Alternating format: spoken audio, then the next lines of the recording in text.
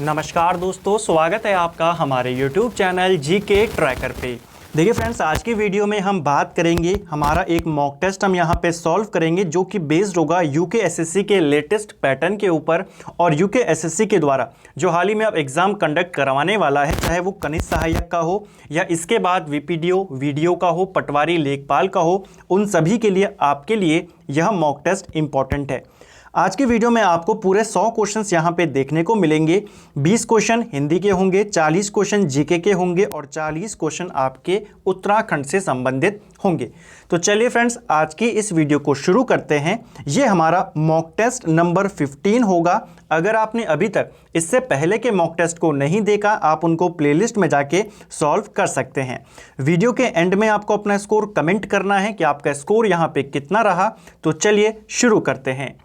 आज का हमारा पहला प्रश्न है, ए और ए वर्ण क्या कहलाते हैं। तो देखिए, वर्णमाला हम पूरा कवर कर चुके हैं, ट्रिक के माध्यम से भी पढ़ चुके हैं। ए और ए वर्ण आपके कंठ तालुव्य वर्ण कहलाते हैं। ऑप्शन सी इसका सही आंसर है। एक और महत्वपूर्ण पॉइंट, कंठ तालुव्य में आपके केवल यही दो वर्ण आते हैं, ये आपको ध्यान रखना है। चलिए नेक्स्ट क्वेश्चन है आपका, अल्प विराम का चिन्ह कौन सा है। तो देखिए, काफ़ी आसान क्वेश्चन है, आपको अल्प विराम का चिन्ह पूछा जा रहा है। सही आंसर है ऑप्शन बी, यह चिन्ह आपके अल्प विराम का है, जिसे हम इंग्लिश में कहते हैं कॉमा। ठीक है, लेकिन अगर आपको यहाँ पे अर्ध विराम पूछा होता तो अर्ध विराम होता आपका ये वाला, जिसे हम सेमी कॉलन कहते हैं। ठीक है, तो ये आपका अर्ध विराम है, ये आपका अल्प विराम है, ये आपका पूर्ण विराम है और ये आपका विस्मयादि बोधक चिन्ह है। तो यहाँ पे हम क्वेश्चन को सॉल्व तो करते ही हैं, उनके साथ जो आपके एक्स्ट्रा फैक्ट होते हैं उनको भी कवर करते हैं, ताकि आपका रिवीजन भी चलता रहे, आपका मॉक टेस्ट भी चलता रहे, आपकी प्रैक्टिस भी होती रहे। चलिए आगे चलते हैं। अगला प्रश्न है, ब उपसर्ग किस में है। आपने बताना है इनमें से किस शब्द में ये ब उपसर्ग लगा हुआ है। पिछले बार भी हमने जब इसको करा था, मैंने आपको बताया था कि आपको उपसर्ग कैसे पहचानना है। उपसर्ग क्या होता है, किसी भी शब्द के आगे लगता है और उसके अर्थ में परिवर्तन लाता है। तो आप यहां से बा को अलग करके देखें, अगर आपका जो रिमेनिंग शब्द है वो मीनिंगफुल वर्ड बचता है, तो यानी कि ये जो बा है ये आपका उपसर्ग है। जैसे मैं बदबू की बात करूं, मैं अगर बा को हटा दूं तो ये बचेगा दबू। कोई शब्द है नहीं है, तो यहाँ पे बा क्या है, उपसर्ग नहीं है, बा इसी का हिस्सा है। इसी के साथ हम इसको देखें बदौलत, तो दौलत एक शब्द होता है, इसका अर्थ अलग होता है, यानी कि पैसा। मैंने आगे बा लगा दिया, शब्द का अर्थ ही बदल गया, तो बा क्या है, उपसर्ग है। बदौलत यहाँ पे सही आंसर है। ठीक है, नेक्स्ट है आपका, उसने परिश्रम तो बहुत किया किंतु सफलता नहीं मिली। कौन सा वाक्य है। तो यहाँ पे आपका कौन सा वाक्य है कि उसने परिश्रम तो बहुत किया किंतु सफलता नहीं मिली। सही आंसर है ऑप्शन बी, ये आपका संयुक्त वाक्य है। ठीक है, संयुक्त वाक्य क्या होता है, जहां पे आपके जो दोनों सेंटेंस होते हैं दोनों फ्री होते हैं, किसी पे डिपेंड नहीं होते हैं। यानी कि अगर आप आधा वाक्य भी बोले आपको समझ में आ जाएगा, पूरा लगेगा वो। जैसे उसने परिश्रम तो बहुत किया, बात खत्म हो गई, यहाँ पे आपको समझ में आ गया कि कोई कह रहा है कि उसने कितना परिश्रम किया, आपने कहा उसने बहुत परिश्रम किया। अगला जो वाक्य है उसे सफलता नहीं मिली, तो दोनों अपने आप में पूरे हैं, ये संयुक्त वाक्य है। मिश्रित वाक्य क्या होता है, जहां पर एक वाक्य दूसरे वाक्य के ऊपर डिपेंड होता है। ठीक है, वो मिश्रित वाक्य होता है। अगला प्रश्न है, निम्न में से पुल्लिंग शब्द कौन सा है। यहां पे आपको पुल्लिंग शब्द बताना है, तो आप इनको कुछ इसके साथ एडजेक्टिव लगा के, कुछ अन्य शब्दों को इनको वाक्य में प्रयोग करके आप यहां पे पहचान सकते हैं कौन सा शब्द आपका स्त्रीलिंग है, कौन सा आपका पुल्लिंग है। जैसे आशा की बात करें तो मेरी आशा होता है या मेरा आशा होता है, मेरी आशा होता है ना, तो ये आपका स्त्रीलिंग है। इसी प्रकार मेरा कष्ट होता है, तो ऑप्शन बी आपका पुल्लिंग है। ठीक है, तो ये आपका पुल्लिंग है, अदर आपके क्या है, स्त्रीलिंग है। तो आप इनको इस तरीके से वाक्य में प्रयोग करके प्रयोग इनका कर सकते हैं कि कौन सा आपका पुल्लिंग है, कौन सा स्त्रीलिंग है। हाँ, एक चीज ध्यान रखना, कुछ शब्द ऐसे होते हैं जो दिखने में आपको स्त्रीलिंग या पुल्लिंग लगेंगे लेकिन अपोजिट होते हैं, वो अपवाद में आते हैं, आपको अपवाद पढ़ के जाने हैं। चलिए अगला प्रश्न है, ठंडा पानी ठंड पैदा करता है, इस वाक्य में कौन सा शब्द विशेषय है? देखिए विशेषय और विशेषण दो शब्द होते हैं। विशेषण वो होता है जो विशेषता बताता है, विशेषय वो होता है जिसकी विशेषता बताई जाती है। इसको अगर मैं सिंपल भाषा में बोलूं तो विशेषय और कुछ नहीं होता, आपकी एक प्रकार की संज्ञा या सर्वनाम होती है जिसकी विशेषता बताई जाए। यहाँ पे विशेषता किसकी बताई जा रही है? पानी की। पानी कैसा है? ठंडा पानी है, तो यहां पे आपका पानी क्या है? विशेषय है। अगला प्रश्न है, जब कर्ता एक क्रिया समाप्त कर उसी क्षण दूसरी क्रिया में प्रवृत्त होता है तब पहली क्रिया क्या कहलाती है? तो जब कोई कर्ता किसी क्रिया को समाप्त करके तुरंत दूसरी क्रिया में चला जाए, उस जो पहली वाली क्रिया होती है उसे पूर्वकालिक क्रिया कहा जाता है। और ये जो प्रश्न है आपका यूपी ट्रिपल एससी के वीडियो में कनिष्ठ सहायक में 2019 में यह प्रश्न पूछा गया था। तो ये सभी प्रश्न आपके प्रीवियस ईयर क्वेश्चन हैं जो कि कहीं ना कहीं पर पूछे गए हैं। चलिए अगला प्रश्न है, संधि के कितने भेद होते हैं? काफ़ी आसान क्वेश्चन है। संधि के कितने भेद होते हैं आपने पढ़े हैं। संधि के 3 भेद होते हैं, स्वर संधि, इसके अलावा व्यंजन संधि और विसर्ग संधि। हमारे पास जो सिलेबस में दिया है आपको डिटेल में केवल स्वर संधि पढ़ना है, यहीं से आपके प्रश्न बनते हैं। विसर्ग और व्यंजन से प्रश्न आपके नहीं आते हैं, ठीक है, ये आपके सिलेबस में नहीं है। अगला है, प्रकृति के सुकुमार कवि किसे कहा जाता है? तो प्रकृति का सुकुमार कवि ये कहा जाता है सुमित्रानंदन पंत को। ऑप्शन बी इसका सही आंसर है। अगला प्रश्न है, शुष्क का विलोम क्या शब्द क्या होगा? देखिए शुष्क का जो अर्थ होता है ये होता है सूखा, ठीक है, और इसका विलोम होगा आर्द्र, जिसका अर्थ होता है गीला या नम, ठीक है, नमी। तो ये आपका आर्द्र है, ये शुष्क का विलोम शब्द है। और यह प्रश्न भी यूपी ट्रिपल एससी के द्वारा 2018 में पूछा गया प्रश्न है। अगला प्रश्न है, तरणी का पर्यायवाची क्या होगा? देखिए तरणी शब्द का जो पर्यायवाची होता है ये होता है ऑप्शन ए सूर्य। सूर्य का पर्यायवाची है तरणी। सूर्य के इसके अलावा और भी महत्वपूर्ण पर्यायवाची हैं और यहां से आपके पर्यायवाची लगातार बनते रहे हैं। सूर्य के इंपॉर्टेंट कौन कौन से हैं? देखिए दिनकर, दिवाकर, भानु, ये तो सबको पता है। इंपॉर्टेंट है एक अर्क, ये किसका पर्यायवाची है? सूर्य का। पतंग किसका पर्यायवाची है? सूर्य का। हंस किसका है? सूर्य का है। इसके अलावा मार्तंड ये भी आपके सूर्य का पर्यायवाची शब्द है। अगला प्रश्न है, पगड़ी रख घीचक लोकोक्ति का अर्थ क्या है? तो पगड़ी रख घीचक इसका अर्थ होता है निर्लज होकर भी कुछ पाना, ठीक है, यानी कि आपने अपनी बेइज्जती करवा ली उसके बाद आपको कुछ हासिल हो रहा है तो उसी कंडीशन को कहा जाता है, उसके लिए एक लोकोक्ति है पगड़ी रख घीचक, ठीक है। चलिए अगला प्रश्न है, निम्नलिखित में से कौन सा शब्द शुद्ध है? तो वर्तनी के हिसाब से अपने बताना है कि कौन सा शब्द आपका यहाँ पे शुद्ध है। सही आंसर है ऑप्शन बी जिजीविषा। देखिए जिजीविषा कई बार कई सारे एग्जामों में पूछा गया है, ऐसे वाले जो क्वेश्चन होते हैं लगातार पूछे जाते रहते हैं। जिजीविषा आपका यहाँ पे जो ये इसकी वर्तनी है ये बिल्कुल सही है, आपको ध्यान रखनी है। कई बार इसका अर्थ भी पूछ लेता है कि जिजीविषा का अर्थ क्या होता है? इसका अर्थ होता है जीने की इच्छा रखने वाला या जीने की चाह। चलिए अगला प्रश्न है, निम्नलिखित बोलियों में से किस बोली का विकास सौरसेनी अपभ्रंश से नहीं हुआ है? तो ये आपकी यहाँ पे 4 बोलियां दी गई हैं, इनमें से किसका विकास आपके सौरसेनी अपभ्रंश से नहीं हुआ? देखिए सौरसेनी अपभ्रंश से आपके कुछ उपभाषाओं का विकास हुआ, जिसमें आपकी आती है पश्चिमी हिंदी, ठीक है, और एक आती है आपकी बांगरू हो गई, इसके अलावा आपके आती है राजस्थानी हिंदी, ठीक है, पश्चिमी हिंदी हो गई, राजस्थानी हिंदी, इनका विकास आपके सौरसेनी अपभ्रंश से हुआ है। दूसरा अपभ्रंश है आपका अर्धमागधी।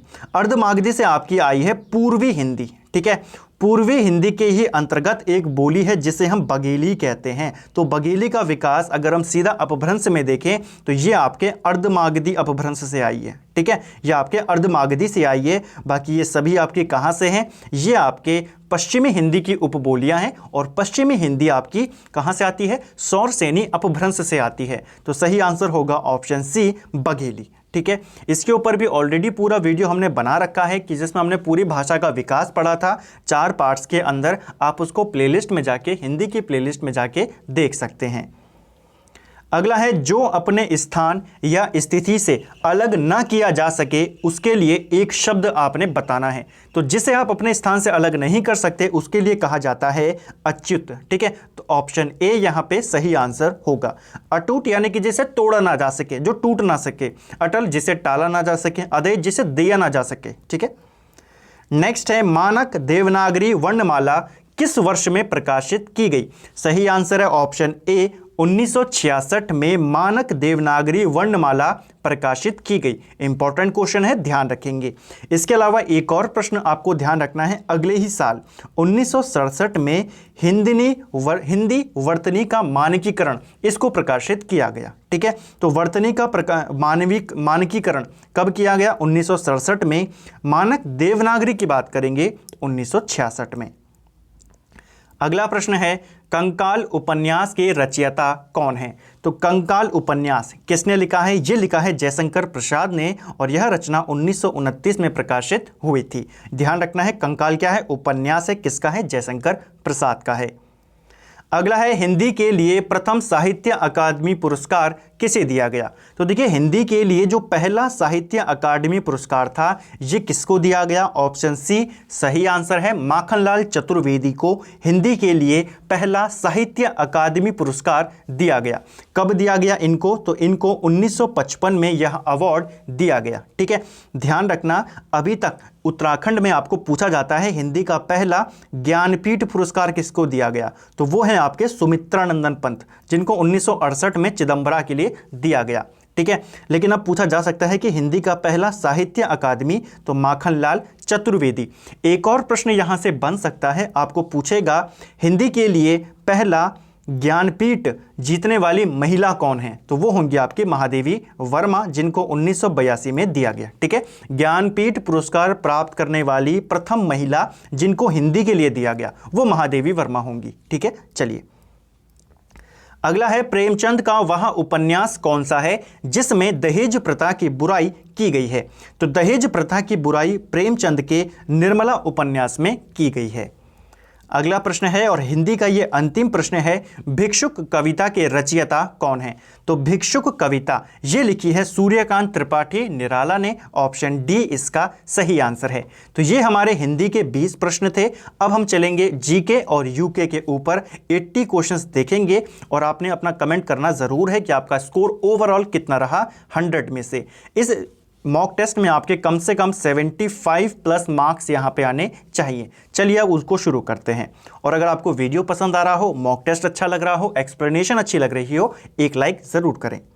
चलिए अगला प्रश्न है उत्तराखंड बोली भाषा संस्थान कहाँ स्थित है? देखिए उत्तराखंड बोली भाषा संस्थान एक तरीके से करंट अफेयर का क्वेश्चन है। 2016 में ही इसका उद्घाटन किया गया है गौचर में। ऑप्शन सी इसका सही उत्तर है। अगला है दिल्ली सल्तनत की राजकीय भाषा क्या थी? तो देखिए दिल्ली सल्तनत की राजकीय भाषा थी आपकी ऑप्शन सी फारसी। ठीक है, दिल्ली सल्तनत का काल भी कई बार पूछा जाता है। दिल्ली सल्तनत का काल था 1206 से लेके 1526 तक। 1206 जब कुतुबुद्दीन ऐबक ने दिल्ली में गुलाम वंश की स्थापना करी और 1526 जब पानीपत का पहला युद्ध लड़ा गया बाबर और इब्राहिम लोदी के बीच, जिसमें इब्राहिम लोदी हारा और दिल्ली सल्तनत के अंत हुआ और मुगल सल्तनत की शुरुआत हुई। अगला है नीले रंग के शैलचित्र निम्न में से किस स्थान से मिले हैं? तो नीले रंग के जो शैलचित्र मिले हैं ये आपके हुडली से मिले हैं। ऑप्शन डी इसका सही आंसर है। हुडली आपके उत्तरकाशी में है और यहाँ से आपके नीले रंग के शैलचित्र मिले हैं। फलसीमा की बात करते हैं तो फलसीमा से आपके योग मुद्रा में शैलचित्र मिले हैं। ठीक है, किस मुद्रा में? योग मुद्रा में। यह आपके अल्मोड़ा में है। किमिनी की बात करूं तो किमिनी गांव से सफ़ेद रंग के शैलचित्र मिले हैं। ये आपके चमोली जनपद में है। बनकोट की बात करूं तो यहाँ से आपकी 8 ताम्र मानव आकृतियां मिली हैं और बनकोट आपके पिथौरागढ़ में है। इसीलिए मैंने आपको कहा कि आपके लिए इंपॉर्टेंट है। यहाँ पे हम क्वेश्चन आंसर प्रैक्टिस तो करते ही हैं, साथ में आपका रिवीजन भी करते हैं, जैसे हमने यहाँ पे सारी चीज़ों को पढ़ा। अगला प्रश्न है मराठा राज्य का दूसरा प्रवर्तक किसे कहा जाता है? तो मराठा साम्राज्य को लेकर मैंने आपको क्वेश्चन बेस्ड वीडियो दी थी जिसमें हमने टोटल 75 क्वेश्चन में पूरे मराठा साम्राज्य को कवर किया। उस वीडियो को आप प्लेलिस्ट में जाके ज़रूर देखिएगा, आपका पूरा मराठा साम्राज्य कवर हो जाएगा। प्रश्न है मराठा साम्राज्य का दूसरा प्रवर्तक किसे कहा जाता है? सही आंसर है ऑप्शन बी, बालाजी विश्वनाथ को मराठा साम्राज्य का दूसरा प्रवर्तक कहा जाता है, यानी कि दूसरा संस्थापक। प्रथम पूछेगा तो शिवाजी को कहा जाता है और शिवाजी के बाद बालाजी विश्वनाथ को कहा जाता है। अगला है गवर्नमेंट ऑफ इंडिया एक्ट 1935 किस पर आधारित था? देखिए, जो गवर्नमेंट ऑफ इंडिया एक्ट है 1935 जिसके ऊपर हमारा पूरा संविधान आधारित है, ये किसके ऊपर आधारित था, ये पूछा जा रहा है। सही आंसर है ऑप्शन सी, साइमन कमीशन के ऊपर ये आधारित था। देखिए 1919 में एक एक्ट आता है जिसको हम मॉन्टेग्यू चेम्सफोर्ड एक्ट कहते हैं। उसी एक्ट की समीक्षा करने के लिए 1927 में एक कमीशन का गठन किया जाता है जिसे हम साइमन कमीशन कहते हैं। साइमन कमीशन 1928 में भारत आता है और अपनी रिपोर्ट देता है, यहाँ पे आके जो वो सर्च करता है, पूरी रिसर्च करता है, फिर अपनी रिपोर्ट देता है और उसी के आधार पर ये वाला एक्ट बनाया जाता है। ठीक है, तो दो प्रश्न बनेंगे। पहला प्रश्न, साइमन कमीशन भारत क्यों आया था? तो जो 1919 का एक्ट था उसकी समीक्षा के लिए, और इसके आने का निकला क्या, रिजल्ट क्या निकला? तो इसी की रिपोर्ट के आधार पर बना था 1935 का गवर्नमेंट ऑफ इंडिया एक्ट, और ये वही एक्ट है जिसके ऊपर हमारा पूरा संविधान जो है लगभग पूरा 80% 90% मान के चले वो इसी पर डिपेंड है। ठीक है, अगला प्रश्न है अल्मोड़ा स्थित लाल मंडी किले का निर्माण किसने करवाया था? देखिए, लाल मंडी किला ये आपके अल्मोड़ा में है और इसका निर्माण किसने करवाया? ऑप्शन डी, कल्याण चंद ने करवाया। इसके अलावा भीष्मचंद की बात करें तो इन्होंने अल्मोड़ा में खगमरा के किले का निर्माण कराया, पूछा जाता है। रुद्रचंद ने अल्मोड़ा में मल्ला महल का निर्माण करवाया। ठीक है, तो ये पॉइंट भी आपको ध्यान रखने हैं। अल्मोड़ा में एक आपका एक और किला है जिसे हम कहते हैं नेथड़ा का किला। ठीक है, नेथड़ा का किला कहाँ है? अल्मोड़ा में है और इसका निर्माण गोरखाओं के द्वारा करवाया गया। उत्तराखंड को संयुक्त प्रांत में किस वर्ष में शामिल किया गया?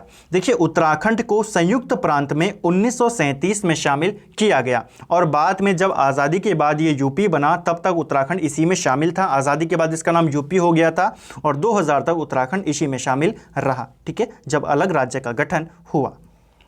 अगला है किसी वस्तु का बाजार संतुलन किससे निर्धारित किया जाता है? तो किसी भी वस्तु का जो बाजार संतुलन होता है वो किसके ऊपर डिपेंड होता है? वो डिपेंड होता है वस्तु की मांग के ऊपर और आपूर्ति की शक्तियों के संतुलन के ऊपर, यानी कि उसकी डिमांड कितनी है, उसकी सप्लाई कितनी है, उसके ऊपर डिपेंड होता है कि उसका मूल्य बाजार में क्या होगा। अगला है गढ़वाल के सिलांगी में राष्ट्रीय विद्यालय किसने खोला था? तो गढ़वाल के सिलांगी में राष्ट्रीय विद्यालय की स्थापना सदानंद कुकरेती के द्वारा की गई थी। अगला प्रश्न है खुदीराम बोस ने मुजफ्फरपुर में किंग्सफोर्ड की हत्या का प्रयास कब किया था?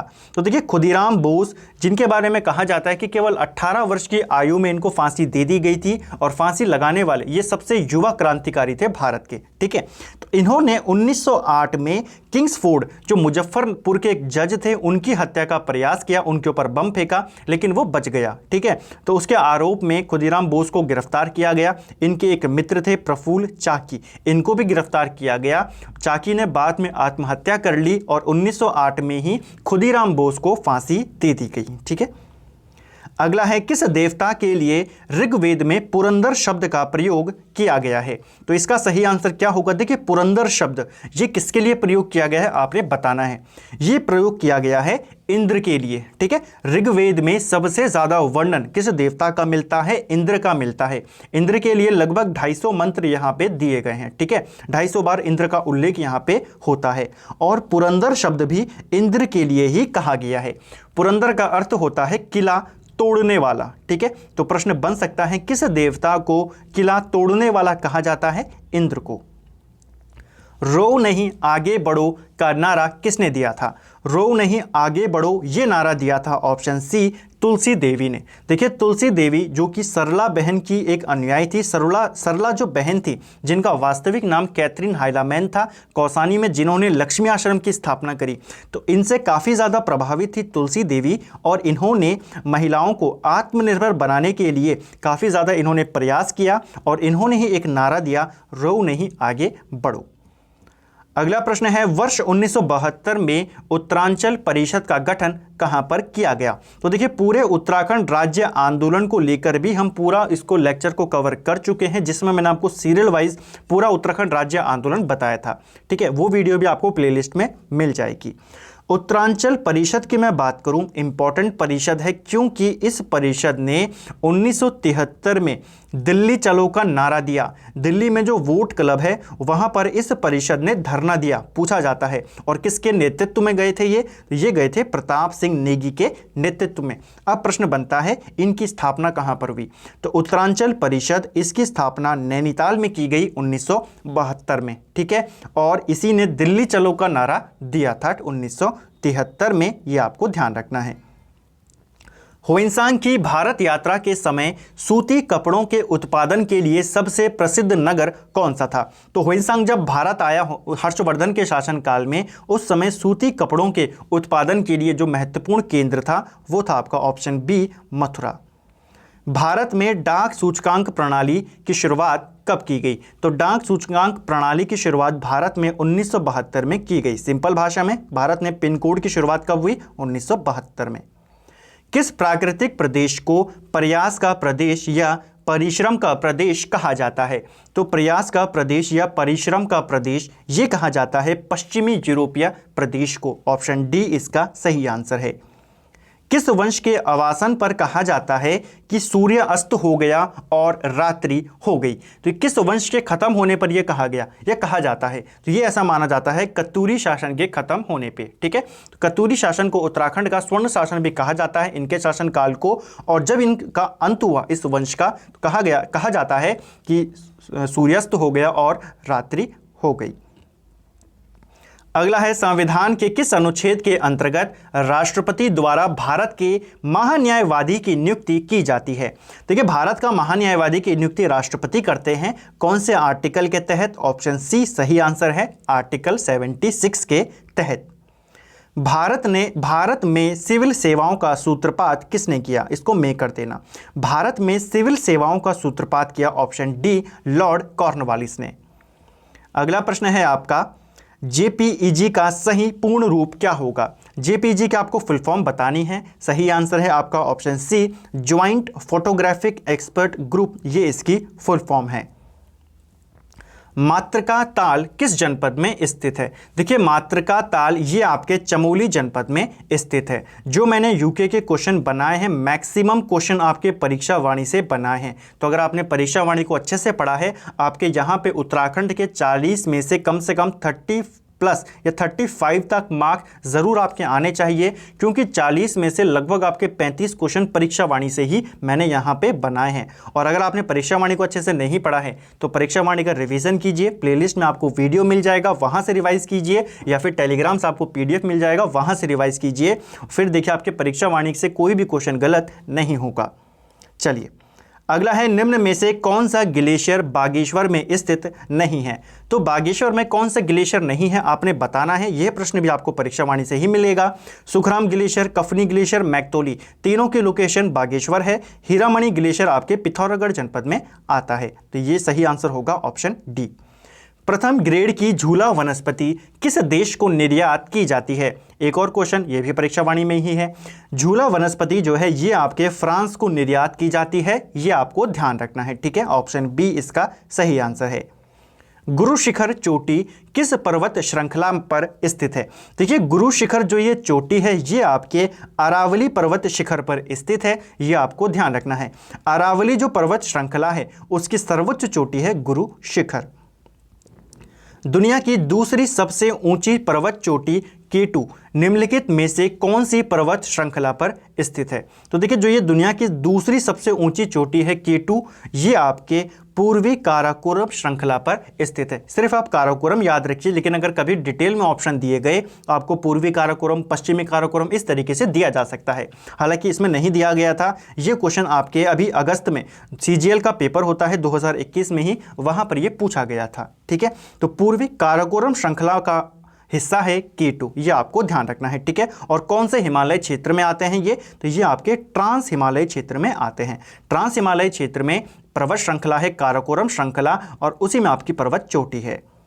बांज के वृक्ष काटे जाने के खिलाफ चमोली में कौन सा आंदोलन चलाया गया? सही आंसर है ऑप्शन सी, डूंगी पैंतुली आंदोलन। डूंगी पैंतुली आंदोलन चमोली में बांज वृक्ष के कटने के खिलाफ चलाया गया था। रक्षा सूत्र की बात करें तो ये आपके टिहरी में चलाया गया था। टिहरी के भिलंगना क्षेत्र में यह आंदोलन चलाया गया। रक्षा सूत्र आंदोलन किसके द्वारा चलाया गया था, ये आप मुझे कमेंट करके बताएंगे। अगला है दांदेली वन्यजीव अभयारण्य निम्न में से किस राज्य में स्थित है? देखिए, दांदेली वन्यजीव अभयारण्य आपके कर्नाटक राज्य में स्थित है। मैंने आपको पिछली बार भी कहा था, जो साउथ इंडिया के आपके नेशनल पार्क हैं, वाइल्ड लाइफ सेंचुरी हैं, जलप्रपात हैं या उनकी परियोजना है, वो आपको याद होनी चाहिए। साउथ इंडिया से आपके ज़्यादा प्रश्न ऐसे पूछे जाते हैं। नेक्स्ट है, टिहरी का रंजखेवा क्षेत्र किस खनिज के लिए प्रसिद्ध है? ये प्रश्न भी आपको परीक्षावाणी में मिल जाएगा। टिहरी का जो रंजखेवा क्षेत्र है ये आपके फॉस्फोराइट के लिए प्रसिद्ध है। ऑप्शन बी इसका सही आंसर है। मैग्नेसाइट की मैं बात करूं तो मैग्नेसाइट के लिए दो क्षेत्र प्रसिद्ध हैं। एक है आपका झिरोली क्षेत्र और दूसरा है आपका चंडाक क्षेत्र। ये किसके लिए प्रसिद्ध हैं? ये आपके मैग्नेसाइट के लिए हैं। झिरोली अल्मोड़ा में है, चंडाक आपके पिथौरागढ़ में है। इसके अलावा तांबे की बात करूं तो तांबे के लिए भी आपका थैलीपाटन नामक एक जगह है, ये आपकी प्रसिद्ध है तांबे के लिए। थैलीपाटन कहाँ है? ये बागेश्वर में है। ठीक है। अगला है, आधुनिक हरिद्वार की नींव किसने रखी थी? तो आसान क्वेश्चन है। आधुनिक हरिद्वार की नींव मानसिंह के द्वारा रखी गई थी। अगला है, बाबर के संस्मरण बाबरनामा जिसे तुजुक ए बाबरी के नाम से भी जाना जाता है को किसने लिखा था? सही आंसर है ऑप्शन बी, बाबर ने। देखिए, जो बाबर के संस्मरण है जिसका नाम है बाबरनामा, ये जिसे हम तुजुक ए बाबरी भी कहते हैं, इसको लिखा किसने था? इसको लिखा था बाबर ने। किस नाम से लिखा था? तुजुक ए बाबरी के नाम से। किस भाषा में लिखा था? बाबर ने इसको तुर्की भाषा में लिखा था। ठीक है। लेकिन बाद में अगर पूछता आपको इसका अनुवाद किसने करा, इसका अनुवाद फारसी में। ठीक है। मुगलों की राजभाषा क्या थी? फारसी थी। तो इसका फारसी में अनुवाद अब्दुल रहीम खान खाना ने करा बाबरनामा के नाम से। ठीक है। अगला है, पुरुष सूक्त किस वेद का एक मंत्र संग्रह है? सही आंसर है ऑप्शन बी, ऋग्वेद का ये एक मंत्र संग्रह है। पौंटा आभूषण किस अंग में पहना जाता है? पौंटा आभूषण आपके पैरों में पहना जाता है। एक और आभूषण है पौंजी आभूषण। ठीक है, पौंची ये कहाँ पहना जाता है? ये आपके कलाई में पहना जाता है। तो दोनों कन्फ्यूजन है, दोनों आपको ध्यान रखना है। पौंटा पूछेगा पैर में, पौंजी पूछेगा हाथों में, कलाई में। निम्नलिखित में से कौन सी खारे पानी की झील है? देखिए, आपने बतानी है इन चारों में से खारे पानी की झील कौन सी है। ये क्वेश्चन भी अभी हाल ही के किसी एग्जाम में पूछा गया था।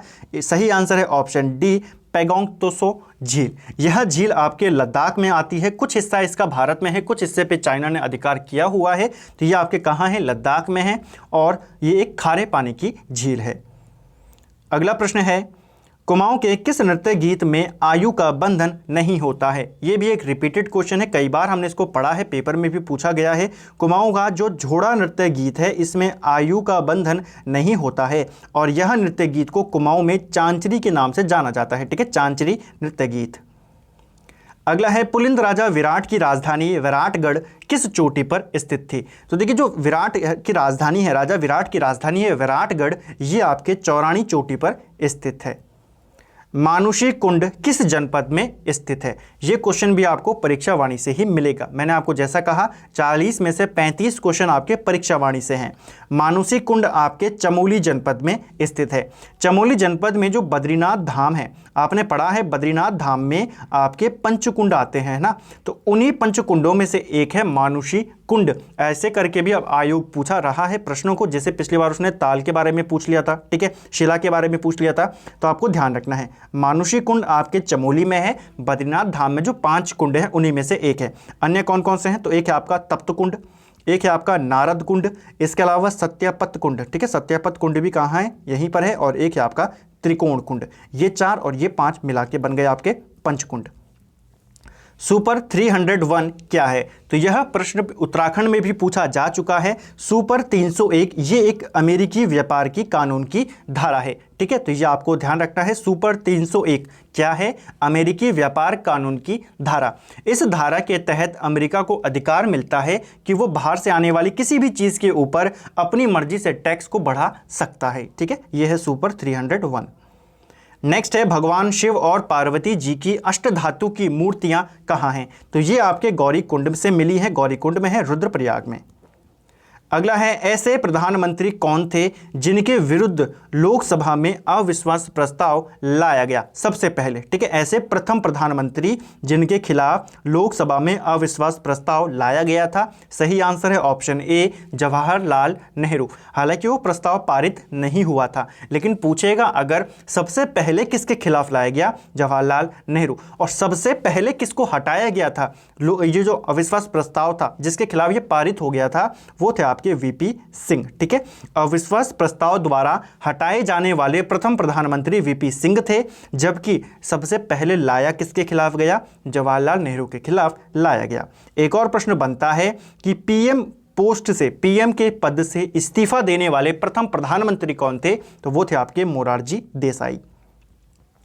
किस स्थान पर भगवान विष्णु ने राजा बलि से 3 पग भूमि दान मांगी थी? क्वेश्चन आपकी परीक्षा वाणी से ही है। ठीक है, तो वह स्थान कौन सा है जहां पे भगवान विष्णु ने राजा बलि से 3 पग भूमि दान में मांगी थी? सही आंसर है ऑप्शन सी, देवप्रयाग। चंद्रबद्री मंदिर को किस ग्रंथ में भुवनेश्वरी पीठ कहा गया है? यह भी आपके परीक्षा वाणी से है। चंद्रबद्री मंदिर को भुवनेश्वरी पीठ के नाम से भी जाना जाता है और यह आपके स्कंद पुराण में ये नाम दिया गया है। ठीक है, स्कंद पुराण में इसका वर्णन भुवनेश्वरी पीठ के नाम से मिलता है। चंद्रबद्री मंदिर कहाँ है आपके? तो ये टिहरी में है। टिहरी के अंदर एक पर्वत है चंद्रकूट पर्वत, चंद्रकूट पर्वत पर स्थित है आपका चंद्रबद्री मंदिर।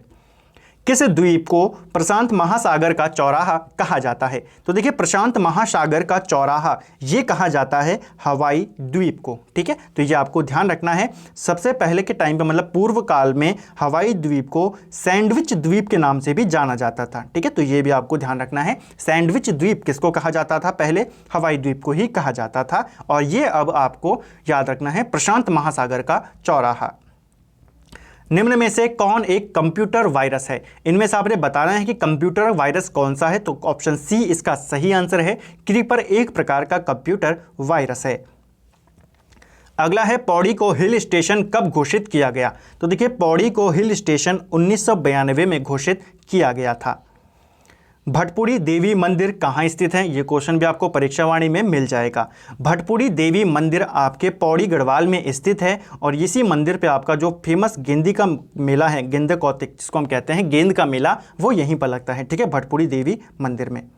हड़प्पा सभ्यता में खुदाई से टेराकोटा हल मॉडल कहाँ मिले हैं? यानी कि टेराकोटा का जो हल है, मिट्टी से बना हुआ हल, सिंपल सी भाषा में कहाँ से मिला है? यह आपके बनवाली से मिला है। ठीक है, नेक्स्ट है एक आईपी एड्रेस में कितने बिट्स होते हैं? एक आईपी एड्रेस में आपके 32 बिट्स होते हैं, यानी कि 32 आपके उसमें डिजिट्स होती हैं। ठीक है, आईपी की फुल फॉर्म क्या होती है? इंटरनेट प्रोटोकॉल इसकी फुल फॉर्म होती है और ये आपकी कितने डिजिट्स का होता है? 32 डिजिट्स का होता है। 2011 के अनुसार, जनगणना के अनुसार उत्तराखंड का लिंग अनुपात कितना था? देखिए, जनगणना से लगातार प्रश्न पूछे जा रहे हैं तो आपको ध्यान रखना है। 2011 की जनगणना के अनुसार जो उत्तराखंड का लिंग अनुपात था ये था ऑप्शन सी, 963। ठीक है, ये आपको ध्यान रखना है। और लिंग अनुपात के मामले में उत्तराखंड देश में 13वें नंबर पे स्थित था। ठीक है, तो ये भी बात आपको याद रखनी है। सबसे ज्यादा लिंग अनुपात किस जनपद में था? पूछा जा चुका है अभी हाल ही के पेपर में, अल्मोड़ा में 1139 था यहाँ का। सबसे कम कहाँ था? हरिद्वार में था 880 का। ठीक है, तो ये आपको ध्यान रखना है। अगर 2011 के अनुसार मैं देश में लिंग अनुपात की बात करूं तो देश में था 943, उत्तराखंड में 963। उत्तराखंड में आपकी एससी जनजाति भी रहती है, उत्तराखंड में एसटी भी रहते हैं। इनका कितना था? एससी का आपका 936 था और एसटी का उतना ही था जितना राज्य का है, 963। ठीक है, तो ये भी आपको ध्यान रखना है। एक और महत्वपूर्ण पॉइंट आपको याद रखना है कि 2011 में जनगणना हुई थी, ये कौन से नंबर की जनगणना थी? तो ये आपके 15वें नंबर की जनगणना है। और 2021 में जो जनगणना होनी थी, जो अभी नहीं हो पाई कोरोना के कारण, वो आपके 16वें क्रम की गणना होगी। बोक्सा जनजाति को आदिम जनजाति किस वर्ष घोषित किया गया? देखिए, उत्तराखंड में दो जातियां ऐसी हैं, दो जनजातियां ऐसी हैं जिनको आदिम जनजाति का दर्जा भी प्राप्त है। कौन कौन सी है? एक है आपकी बोक्सा और दूसरी है राजी। बोक्सा जनजाति को 1981 में आदिम जनजाति घोषित किया गया। राजी की बात करूं तो राजी को 1975 में आदिम जनजाति घोषित किया गया। ठीक है, सबसे पहले पॉइंट देखिए, 5 जातियों को, सबसे पहले जातियां थी, 5 जातियों को 1967 में जनजाति का दर्जा दिया गया। ठीक है, ये आपको पता है। इसके बाद 2 जातियां ऐसी हैं, एक है आपकी बोक्सा और राजी, जिनको आदिम जाति का दर्जा दिया गया, आदिम जनजाति का। बोक्सा को 81 में और राजी को 1975 में। 2020 में भारत में विश्व का सबसे बड़ा सौर वृक्ष कहाँ स्थापित किया गया? तो दुनिया का सबसे बड़ा जो सौर वृक्ष है ये आपके दुर्गापुर में स्थापित किया गया। ग्वारखा गुफा को प्रसिद्ध करने का श्रेय किसे दिया जाता है? सही आंसर है ऑप्शन सी, राकेश भट्ट को दिया जाता है। जो आपकी ग्वारखा गुफा है, चमोली में है, डुंगरी गांव में है, अलकनंदा नदी के तट पर है, और इस गुफा को प्रसिद्ध करने का श्रेय राकेश भट्ट को जाता है। ठीक है, अगर मैं डॉक्टर संपूर्णानंद की बात करूं तो इन्होंने क्या किया था? डॉक्टर संपूर्णानंद ने 1955 में जो कण्वाश्रम है, कण आश्रम, ठीक है, उसको पुनः स्थापित करने का प्रयास किया था। कण आश्रम का जो भी महत्व है उस महत्व को दोबारा से स्थापित करने का प्रयास किसने किया? डॉक्टर संपूर्णानंद ने। अगर पूछेगा चमोली में जो आपका रहस्यमय कुंड है, रूप कुंड, इसको प्रसिद्ध करने का श्रेय किसको है? तो ये स्वामी प्रणवानंद को है। तो तीनों व्यक्तियों से आपके एक एक प्रश्न है, तीनों आपको ध्यान रखने हैं। बिरादरी पंचायत किस जनजाति में प्रचलित है? देखिए, बिरादरी पंचायत आपकी बोक्सा जनजाति में प्रचलित है। बिरादरी पंचायत में आपके 5 सदस्य होते हैं और ये बोक्सा जनजाति में प्रचलित है। बोक्सा के अलावा ये थारू जनजाति में भी प्रचलित में है। नेक्स्ट है, 9वीं शताब्दी में प्रसिद्ध विक्रमशिला विश्वविद्यालय की स्थापना किसने करी थी? तो देखिए, जो विक्रमशिला विश्वविद्यालय है इसकी स्थापना धर्मपाल के द्वारा की गई थी, यह आपको ध्यान रखना है। ठीक है, ऑप्शन सी इसका सही उत्तर है। अगला प्रश्न है, टिहरी परियोजना को लेकर रूस से समझौता किस वर्ष किया गया? देखिए, टिहरी परियोजना शुरुआत में ये केवल 600 मेगावाट की परियोजना थी, लेकिन फिर इसका समझौता होता है। रूस के राष्ट्रपति आते हैं भारत दौरे पर, जिनका नाम था मिखाइल गोर्बाचेव। ठीक है, तो मिखाइल गोर्बाचेव भारत आते हैं 1986 में। ठीक है, 1986 में मिखाइल गोर्बाचेव भारत दौरे पे आते हैं और उनसे साथ टिहरी परियोजना को लेकर समझौता होता है, जिसके बाद ये जो परियोजना जो शुरुआत में 600 मेगावाट की थी ये 2400 मेगावाट की हो जाती है। तो ये आपको ध्यान रखनी है। ठीक है, चलिए अगला है, निम्न में से कौन सी फसल भारत के दक्षिणी राज्यों में पूरे साल उगाई जाती है? सही आंसर है, देखिए, पूरे साल दक्षिणी राज्यों में पूरे साल उगाई जाती है चावल की फसल।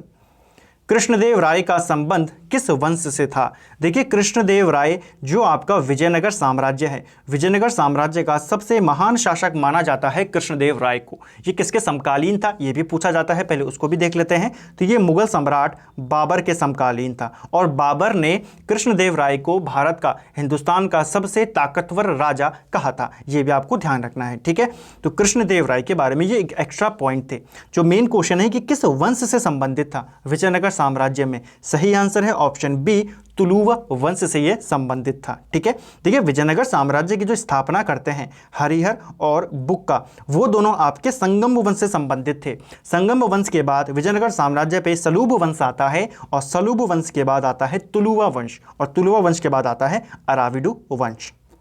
नेक्स्ट है, उत्तराखंड 15 ईयर्स ऑफ डेवलपमेंट किसकी पुस्तक है? तो यह जो किताब है उत्तराखंड 15 ईयर्स ऑफ डेवलपमेंट, ये किताब है आपके RS टोलिया की। बिलियन डॉलर ग्रास किस फसल को कहते हैं? तो बिलियन डॉलर ग्रास ये कहा जाता है झंगोरा की फसल को। दारिंगबाड़ी हिल स्टेशन किस राज्य में स्थित है? तो देखिए, पहले भी हमने इसको कवर किया है। दारिंगबाड़ी हिल स्टेशन ये आपके उड़ीसा में स्थित है और इसको उड़ीसा का कश्मीर कहा जाता है। ठीक है, तो हिल स्टेशन उत्तराखंड के एग्जामों में पूछे जाते रहे हैं। जैसे कि एग्जाम में पूछा गया था ऊटी हिल स्टेशन कहाँ है। ठीक है, तो ये आपको ध्यान रखना है, दारिंगबाड़ी हिल स्टेशन जिसे उड़ीसा का कश्मीर कहा जाता है, ये आपके उड़ीसा में है। मठियाणा मेला किस जनपद में लगता है? मठियाणा मेला आपके रुद्रप्रयाग जनपद में लगता है। अगला है, राष्ट्रपति के चुनाव के लिए निर्वाचक मंडल में होते हैं। तो राष्ट्रपति के चुनाव के लिए जो आपका निर्वाचक मंडल बनता है, जो उस चुनाव में वोट देते हैं, उसमें कौन कौन होते हैं? तो सदन के, उसमें दोनों सदनों के सांसद होते हैं और विधानसभाओं के निर्वाचित सदस्य होते हैं। यानी कि इसमें आपके संसद के जो दोनों सदन हैं और सभी विधानसभाएं राज्यों की, उसके निर्वाचित सदस्य राष्ट्रपति के निर्वाचक मंडल में होते हैं। यानी कि जो मनोनीत सदस्य होते हैं वो इसमें शामिल नहीं होते। अगला है, 50 रुपए के नोट के पृष्ठभाग में निम्नलिखित में से किसका रूपांकन किया गया है। तो देखिए जो 50 रुपए का नोट होता है इसके ऊपर किसकी फोटो बनी होती है आपने ये बताना है। सही आंसर है ऑप्शन डी, हम्पी का जो पत्थर से बना हुआ रथ है हम्पी का, उसका चित्र बना होता है 50 रुपए के नोट पर। ठीक है, अगर मैं मंगलयान की बात करूं, मंगलयान आपके 2000 रुपए के नोट पे बना होता है। सांची का स्तूप आपके 200 रुपए के नोट पे बना होता है। लाल किला आपके 500 रुपए के नोट पर बना हुआ है। और एक और है आपका कोणार्क सूर्य मंदिर, ये आपके 10 रुपए के नोट पर बना होता है। ठीक है, चलिए नेक्स्ट है हरित क्रांति शब्द के प्रतिपादक कौन थे। देखिए हरित क्रांति के जनक नहीं पूछा जा रहा, क्वेश्चन को ध्यान से पढ़ना नहीं तो सीधा नॉर्मल बोर्डलॉग पे टिक कर दोगे। हरित क्रांति शब्द का प्रतिपादक पूछा जा रहा है। सही आंसर है ऑप्शन बी, विलियम गॉड। जो हरित क्रांति शब्द था यह विलियम गॉड के द्वारा गढ़ा गया था। ठीक है, हरित क्रांति के जनक नॉर्मन बोरलॉग को माना जाता है। भारत में हरित क्रांति का जनक MS स्वामीनाथन को माना जाता है। राज्य में गौ रक्षणी सभा की स्थापना कहाँ की गई। तो उत्तराखंड में गौ रक्षणी सभा, इसकी स्थापना कोटद्वार में की गई। 1907 के करीब इसकी स्थापना की गई थी। किसके द्वारा? धनीराम शर्मा के द्वारा की गई। राज्य में सर्वाधिक क्षेत्रफल वाला वन्यजीव विहार कौन सा है। तो राज्य के अंदर जो सर्वाधिक क्षेत्रफल वाला आपका वाइल्ड लाइफ सेंचुरी है यह है आपकी केदारनाथ वन्यजीव विहार। निम्नलिखित में से किस महाद्वीप को पक्षियों का महाद्वीप के उपनाम से जाना जाता है। तो पक्षियों का महाद्वीप, पक्षियों का महाद्वीप ये कहा जाता है दक्षिण अमेरिका महाद्वीप को। किस चंद राजा की मृत्यु चेचक रोग से ग्रसित होने के कारण हुई थी। सही आंसर है ऑप्शन सी, इसका सही उत्तर है जगत चंद। देखिए चंद काल का स्वर्ण काल माना जाता है जगत चंद के काल को, और इसकी मृत्यु किसके कारण हो गई? चेचक रोग के कारण हो गई थी। हम पूरे चंद्रवंश को पहले ही कवर कर चुके हैं और उसको अगर आपने अभी तक नहीं पढ़ा है आप प्लेलिस्ट में जाके इसको देख सकते हैं। पूरे चंद्रवंश के जो आपके 61-62 राजा आपके पूरे होते हैं चंद काल में, आपके टोटल 62 राजा होते हैं, सभी के बारे में मैंने आपको डिटेल में बताया है। अल्मोड़ा स्थित हवाल बाग किस नदी के तट पर बसा है। देखिए काफी महत्वपूर्ण जगह है हवाल बाग। हवाल बाग आपके अल्मोड़ा में है। यहीं पर 1790 में एक युद्ध लड़ा गया, हवाला बाग का युद्ध, जिसमें महेंद्र चंद और गोरखाओं के मध्य ये युद्ध लड़ा गया। महेंद्र चंद इसमें पराजित हुआ और अल्मोड़ा में गोरखाओं का शासन स्थापित हुआ। यह आपके कौन सी नदी के तट पर है? कोसी नदी के तट पर स्थित है। अगला है शाहजहां ने निम्नलिखित में से किस शहर में मोती मस्जिद बनवाई थी। ठीक है, शाहजहां के द्वारा मोती मस्जिद का निर्माण कहां पे करवाया गया? आगरा में करवाया गया। ठीक है, और आगरा में ही जामा मस्जिद किसने बनवाई? तो शाहजहां की एक बेटी है जिसका नाम है जहां आरा। तो आगरा में जामा मस्जिद जहां आरा ने बनवाई। इसके अलावा मोती मस्जिद शाहजहां ने बनवाई। एक मोती मस्जिद आपके दिल्ली के लाल किले में है जिसका निर्माण औरंगजेब ने करवाया। तीनों आपको ध्यान रखने हैं, ये जहां आरा वाला उत्तराखंड में पूछा जा चुका है। किस कुमाऊं कमिश्नर की तारीफ गुमानी पंत के द्वारा की गई थी। देखिए गुमानी पंत, इन्होंने किस कमिश्नर की तारीफ करी थी? ऑप्शन बी सही आंसर है, लूशिंगटन की इन्होंने तारीफ करी थी। कंटूर खेती की जाती है। कंटूर खेती ये आपके पेपर में पूछा जा चुका है और ये आपके पहाड़ी ढलानों पर की जाती है। प्रसिद्ध मुस्लिम शासिका चांद बीबी कहाँ की शासिका थी? तो चांद बीबी आपकी अहमदनगर की शासिका थी। भारत का संपूर्ण उत्तरी मैदान किस प्रकार की मृदा से बना हुआ है? तो भारत का जो पूरा उत्तरी मैदान है ये आपके जलोढ़ मिट्टी से बना हुआ है। ऑप्शन बी इसका सही आंसर है। नेक्स्ट है कनिष्क बौद्ध धर्म की किस शाखा का अनुयायी था। देखिए कनिष्क जो था ये बौद्ध धर्म को मानता था, लेकिन बौद्ध धर्म की कौन सी शाखा को मानता था? ये बौद्ध धर्म की महायान शाखा को मानता था। ठीक है, तो ये आपको ध्यान रखना है, ऑप्शन सी इसका सही आंसर है। एक और प्रश्न बनता है, देखिए गौतम बुद्ध जिनको हम महात्मा बुद्ध के नाम से जानते हैं, इन्होंने जो बौद्ध धर्म स्थापित किया, बौद्ध धर्म के संस्थापक थे, तो ये कौन से वाले को मानते थे? इनका मूल वाला कौन सा है जो इन्होंने स्थापित किया? वो हिनायन था। ठीक है, महात्मा बुद्ध ने जो बौद्ध धर्म स्थापित किया वो मूलतः हिनायन वाला था, बाद में ये अलग अलग शाखाओं में टूटा, जो आपकी कौन सी है? महायान शाखा।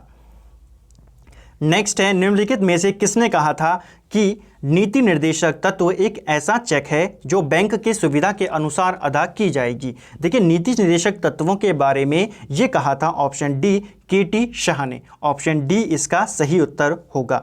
नीति निर्देशक तत्व जो होते हैं ये राज्य सरकारों के ऊपर डिपेंड होते हैं कि वो कौन से अधिकार आपको देने चाहते हैं। जैसे पंचायतों का गठन, पंचायतों का गठन आपके नीति निर्देशक तत्वों में आता है, यानी कि राज्य सरकार के ऊपर डिपेंड है कि वो बनाना चाहे चाहे ना बनाना चाहे। इसीलिए केटी शाह ने कहा कि ये एक ऐसा चेक है कि जो बैंक की सुविधा के अनुसार, यानी कि राज्य अपनी सुविधा के अनुसार आपको अधिकार देगा। जैसे मौलिक अधिकार हैं वो सभी को मिलेंगे। नीति निर्देशक तत्व सरकार के ऊपर डिपेंड करता है आपको देना है या नहीं देने हैं। ठीक है, चलिए इसके अलावा यहाँ पे एक और नाम है के संथानम का नाम।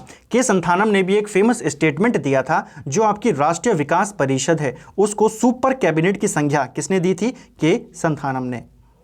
अगला है विष्णुप्रयाग में अलकनंदा में किस नदी का संगम होता है? सही आंसर है ऑप्शन बी, पश्चिमी धौली गंगा, जिसे हम विष्णु गंगा भी कहते हैं। इसका संगम होता है अलकनंदा से विष्णुप्रयाग में।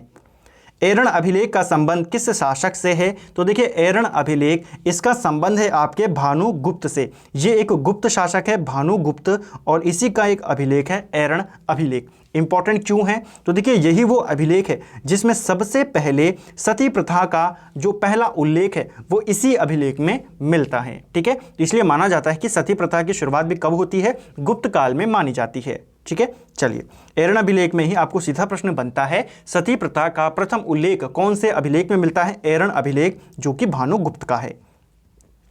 निम्न में से किसने संविधान की प्रस्तावना को राजनैतिक जन्मपत्री कहा था? तो संविधान की प्रस्तावना को राजनैतिक जन्मपत्री ये किसने कहा था? Option C, KM. मुंशी ने कहा था।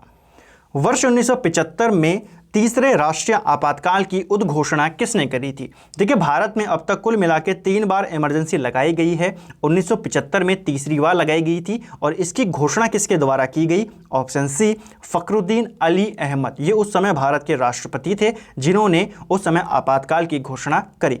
कब करी थी? तो 26 जून 1975। ठीक है, तो ये डेट आपको ध्यान रखनी है, डेट के साथ आपको पूछा जाता है। अगर पहले आपातकाल की बात करूं, पहले आपातकाल की घोषणा वो करी थी एस राधाकृष्णन ने, ये लगता है आपका 1962 में 26 अक्टूबर को।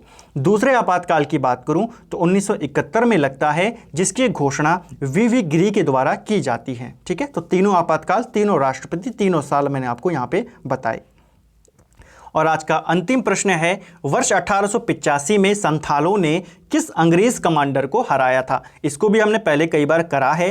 अंग्रेज कमांडर जिसको संथाल विद्रोह में हराया गया, पूछा जाता है संथाल विद्रोह कब हुआ था? तो 1855 से लेके 1856 तक आपका संथाल विद्रोह चला था। ठीक है, और इसमें संथालों ने किस अंग्रेज कमांडर को हराया? सही आंसर है ऑप्शन सी, मेजर बरो को इन्होंने यहाँ पे हरा दिया था। ठीक है, तो ये आपको ध्यान रखना है। जब इन्होंने मेजर बरो को हरा दिया, उसके बाद अंग्रेज सरकार ने या कंपनी ने एक व्यक्ति को यहाँ पर भेजा जिसका नाम था कैप्टन अलेक्जेंडर, और कैप्टन अलेक्जेंडर ने फिर संथालों जो ये विद्रोह था इसका यहाँ पे दमन किया था। ठीक है, यानी कि अंग्रेज हारा कौन? मेजर बरो, जीता कौन? Captain Alexander. ठीक है, तो ये आपको ध्यान रखना है। संथाल विद्रोह 1855 से 56 के बीच हुआ, और इसको लेकर एक प्रश्न और बनता है जो मोस्ट इंपॉर्टेंट प्रश्न है कि कार्ल मार्क्स ने भारत की पहली जन क्रांति कहा है संथाल विद्रोह को। तो ये भी आपको ध्यान रखना है कि भारत की पहली जन क्रांति किस विद्रोह, किस घटना को कहा जाता है? तो संथाल विद्रोह को कहा जाता है। किसने कहा? कार्ल मार्क्स ने। तो फ्रेंड्स ये थे हमारे उत्तराखंड एमसीक्यूज सीरीज, जो हमारी उत्तराखंड मॉक टेस्ट सीरीज है, उसका आज हमने 15वां मॉक टेस्ट यहाँ पे देखा। पूरे 100 क्वेश्चन को हमने देखा।